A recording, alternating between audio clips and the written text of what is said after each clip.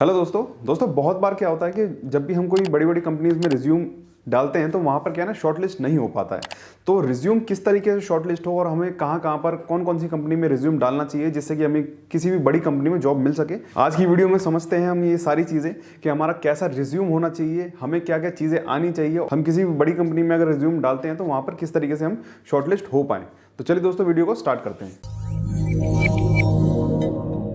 दोस्तों अगर किसी भी बड़ी कंपनी में हमें सिलेक्शन चाहिए तो सबसे पहले हमें यह देखना होगा कि हमारा रिज्यूम किस तरीके से बना हुआ है। ठीक है, तो सबसे पहले हमें अपने आप को देखना होगा कि हम किस चीज़ में परफेक्ट हैं, वही सारी चीज़ें हमें क्या है रिज्यूम में वहाँ फॉरवर्ड करनी होगी। जैसे अगर मैं फ्रेशर की बात करूँ तो फ्रेशर्स के लिए दोस्तों सबसे ज़्यादा क्या होता है कि हमें साइट एक संभालनी आनी चाहिए। एक साइट इंजीनियर की अगर मैं रिज्यूम लेके चलूँ तो रिज्यूम का पैटर्न कुछ इस तरीके से होना चाहिए। बहुत बार क्या होता है ना, बहुत सारे लड़के क्या गलती कर देते हैं कि कुछ इस तरीके से रिज्यूम बना देते हैं, जैसे कि अगर नेट पर कोई भी फ्री टेम्पलेट्स मिल रहे होते हैं तो वहाँ पर क्या है ना, इस तरीके से हम रिज्यूम बना के अदर कंपनी में सेंड कर देते हैं। तो बहुत बार क्या होता है दोस्तों, ये सारी चीज़ें क्या है ना एचआर के दिमाग में भी आती है, क्योंकि ये फ्री जितने भी टेम्पलेट्स होते हैं उसके थ्रू ये सारा रिज्यूम बना हुआ है। चाहे इसमें कितनी भी खास बातें लिखी हों, बट उसका दिमाग इसी पे ज़्यादा फोकस करता है कि ये गूगल से उठाया हुआ कोई भी एक रिज्यूम है। तो हमें क्या करना है, जो हमारी हाईलाइट चीज़ें होती हैं उनको ज़्यादा फोकस रखना चाहिए। कंपनी सिर्फ आपसे एक ही चीज़ मांगती है कि अगर वो कोई टास्क दे तो वो टास्क आप लोग कंप्लीट कर पाएं। आपने जितने भी प्रीवियस कंपनी में काम किए या फिर अगर आप फ्रेशर हैं तो अगर आपने जितने भी इंटर्नशिप में काम किए हैं वो सारी चीज़ें आपको रिज्यूम में वहाँ पर मेंशन करनी होगी। तो ये एक साइट इंजीनियर का रिज्यूम है। तो आप सामने देख सकते हैं कि जैसे कि आप यहाँ पे देख सकते हैं, ये साइट इंजीनियर का जो भी रिज्यूम है वो कुछ इस तरीके से बनाया जाता है कि आपकी सारी क्वालिफिकेशन वहाँ दिख जाए। और रिज्यूम में दोस्तों एक खास बात ये भी रहनी चाहिए कि आपकी एक वहाँ पर फोटो होनी चाहिए। वो रिज्यूम थोड़ा प्रोफेशनल लगता है, इसी वजह से आपका थोड़ा सा वहाँ पर स्कोप बढ़ जाता है। दोस्तों पैटर्न कुछ इसी तरीके से रहेगा और आपको जो जो चीज़ें आपने वहाँ पर की है तो वो सारी चीज़ें आप यहाँ पर लिख सकते हैं। जैसे कि यहाँ पर आप देख सकते हैं जो भी ये रिज्यूम है इन्होंने क्या क्या काम संभाला हुआ है। यहाँ पर इन्होंने execution of civil structure finishing and MEP का वर्क यहाँ पर as per drawing BOQ technical specification के थ्रू यहाँ पर सारा काम वहाँ पर संभाल रखा है। तो आप लोगों को सारी चीज़ें वहाँ पर ये चीज़ें लिख लेनी है, आप लोगों को सारी चीज़ें वहाँ पर मेंशन करनी है जो जो काम आपने वहाँ पर किया हुआ है। ऐसे ही दोस्तों जितने जितने यहाँ पर पॉइंट लिखे हुए हैं आप वीडियो को पॉज करके भी यहाँ सारी चीज़ें पढ़ सकते हैं। इसमें जितनी भी साइट इंजीनियर की जितनी भी चीज़ें थी वहाँ पर ये सारी चीज़ें लिखी गई है, मतलब क्या क्या काम वहाँ पर किया था तो वो सारी चीज़ें यहाँ पर मेंशन की हुई है। ये देखिए, ये साइट इंजीनियर जहाँ पर इनका काम चल रहा था तो इन्होंने क्या है ना सारी चीज़ें यहाँ पर मेंशन की हुई है। और एक कंपनी को भी सिर्फ यही चीज़ चाहिए कि आपने क्या क्या काम पहले संभाला हुआ है।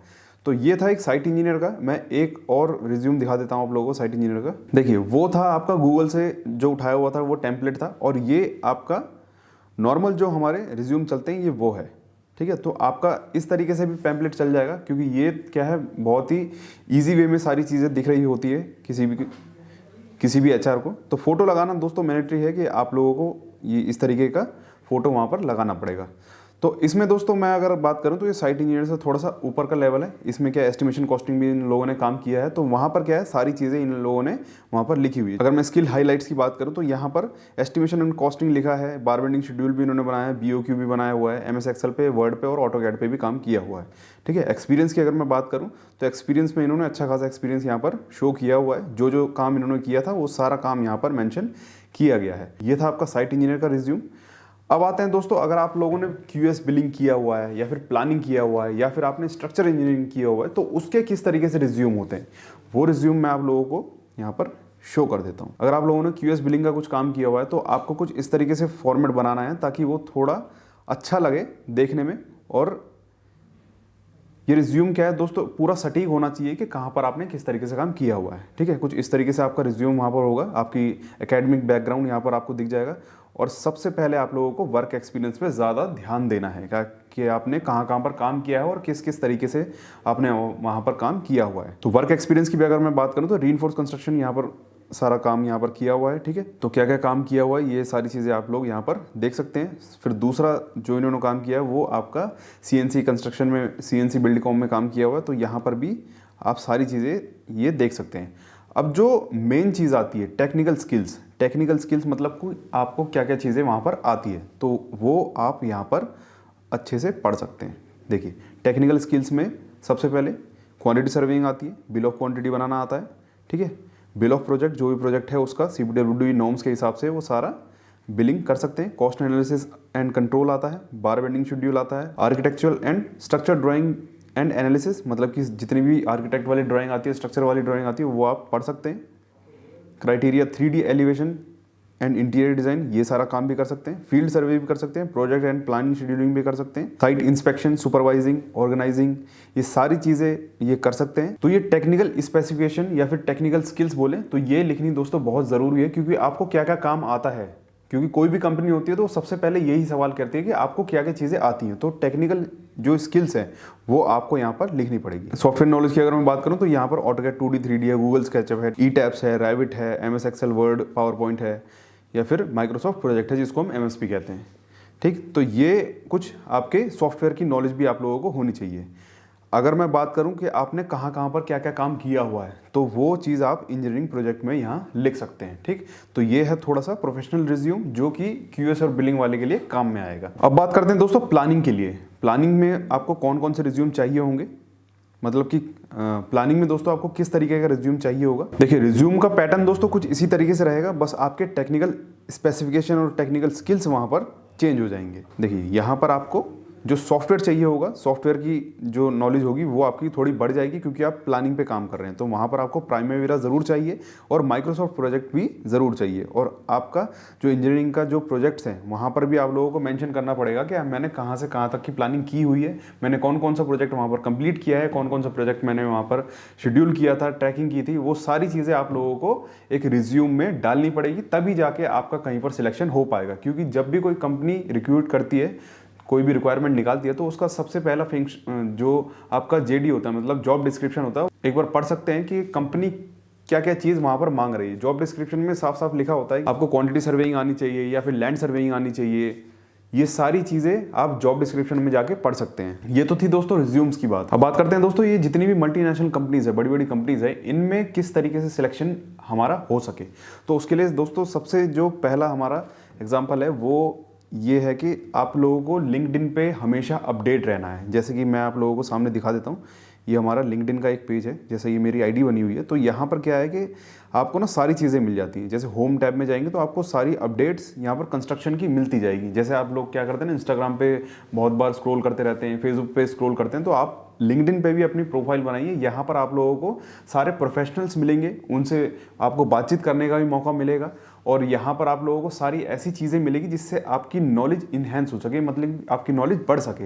ऐसा कुछ नहीं होगा कि जैसे आप इंस्टाग्राम पे देखते हैं, फेसबुक पे देखते हैं, तो आपका क्या ना टाइम बहुत जल्दी जल्दी निकल जाता है रील्स को स्क्रॉल करने में, या फिर आपको कोई वीडियो दिख जाती है जिससे आप वहाँ पर बंद जाते हैं। तो ये जो प्लेटफॉर्म है ये हमारे लिए ही है, ये सारे टेक्निकल्स के लिए ही है। ये लिंक्डइन पे आप लोगों को प्रोफाइल बनानी है और ऐसे कनेक्शंस वहाँ पर आप लोगों को करने हैं जिससे कि आप लोगों की नॉलेज को इन्हेंस कर सकें। जैसे कि आप होम टैब के बगल में ही देखेंगे तो यहाँ पर आप लोगों को माई नेटवर्क का साइन मिल जाएगा। तो यहाँ पर आप लोगों को सारे प्रोफेशनल्स मिलेंगे। देखिए, जैसे ये डिप्टी प्रोजेक्ट मैनेजर है, ये आप इनको कनेक्ट कर सकते हैं, इनसे बातचीत भी कर सकते हैं। ठीक, तो आप लोगों को इस चीज़ में बहुत ज़्यादा बेनिफिट मिलेगा। इसी के जस्ट साइड में आप देखेंगे तो यहाँ पर जॉब का सेक्शन भी है। ठीक है, तो मेन चीज़ मैं आप लोगों को क्या बताना चाह रहा था, जॉब्स के लिए यहाँ पर आप रिक्वायरमेंट डाल सकते हैं अपने लिए। ये देखिए, माई जॉब है, परफॉर्मेंस है, स्किल असेसमेंट है, आपका इंटरव्यू प्रिपरेशन है, रिज्यूम बिल्डर है, जॉब स्पीकर गाइडेंस है। तो ये चीज़ आप लोग यहाँ पर देख सकते हैं। अब देखिए, ये कह रहे हैं कि आपको किस प्रोफाइल पर सर्च करना है, जैसे सीनियर मैनेजर पे है, एडवाइजरिंग मैनेजर पे है, तो इनमें आप लोग डाल सकते हैं मुझे क्वांटिटी सर्वेइंग की जॉब चाहिए। तो वहाँ पर आप लोगों को इस तरीके से जो भी वैकेंसी वहाँ पर होगी तो आप लोगों को यहाँ पर वो चीज़ शो हो जाएगी। और अप्लाई करना भी दोस्तों यहाँ से बहुत आसान है, आप यहाँ पर ईजी टू अप्लाई यहाँ पर कर सकते हैं। ठीक, तो यहाँ से आप लोग अच्छे से अच्छी कंपनी में जॉब पा सकते हैं। तो लिंक्डइन के थ्रू दोस्तों ये बहुत ही अच्छी चीज़ है। मैसेजेस में दोस्तों आप चैट कर सकते हैं कि किस तरीके से हम किसी प्रोफेशनल से बात कर सकें। फिर आते हैं दोस्तों नोटिफिकेशन पे। जो नोटिफिकेशन आपको जॉब्स के रिगार्डिंग होगी या फिर किसी चीज़ की भी रिगार्डिंग होगी तो वो आप सब लोग यहाँ पर कर सकते हैं। देखिए, यहाँ पर आप अपना रिज्यूम अलग से बिल्ड भी कर सकते हैं। ठीक है, तो यहाँ पर आप लोग अपना रिज्यूम डाल दीजिए या फिर यहीं पर क्रिएट कर दीजिए, तो आपको अच्छे से अच्छी वहाँ पर जॉब मिल सकेगी। तो आई होप दोस्तों आप लोगों को समझ में आ गया होगा कि किस तरीके से हमें कहाँ पर अपडेट करना है और रिज्यूम हमारा किस तरीके से बनाना है। साइट इंजीनियर के लिए कैसा रिज्यूम चाहिए, आपको क्यूएस के लिए कैसा चाहिए, आपको प्लानिंग के लिए कैसा चाहिए, आपको स्ट्रक्चर के लिए कैसा चाहिए, ये सारी चीज़ें अलग अलग क्राइटेरिया सब कुछ डिफाइन की हुई है। और आप लोगों को जो भी आपकी जॉब निकलती है उसका जॉब डिस्क्रिप्शन ज़रूर पढ़ना है, उसी के हिसाब से आप रिज्यूम को भी अपडेट कर सकते हैं। और कहाँ पर डालना है आप लोगों को, लिंक्डइन पे भी डालना है और हमेशा लिंक्डइन पे एक्टिव भी रहना है। और दोस्तों आजकल मार्केट में एक चीज़ और चल रही है जिसको हम बोलते हैं अपना पोर्टफोलियो। तो पोर्टफोलियो भी मैं आप लोगों के लिए एक अलग से वीडियो बना दूंगा, क्योंकि पोर्टफोलियो के लिए भी दोस्तों थोड़ा सा ज़्यादा टाइम चाहिए। इस वजह से पोर्टफोलियो में दोस्तों होता यही है कि जितना भी आपने आज तक का काम किया हुआ है वो सारा काम आप लोगों को पोर्टफोलियो में दिखाना पड़ता है। तो पोर्टफोलियो बनाना भी मैं आपको नेक्स्ट वीडियो में सिखा दूंगा। आज के लिए दोस्तों इतना ही। अगर आप लोगों को वीडियो अच्छी लगी है तो ज़्यादा से ज़्यादा लाइक कीजिए, ज़्यादा से ज़्यादा शेयर कीजिए और हमारे रीइंफोर्स के चैनल को सब्सक्राइब कीजिए।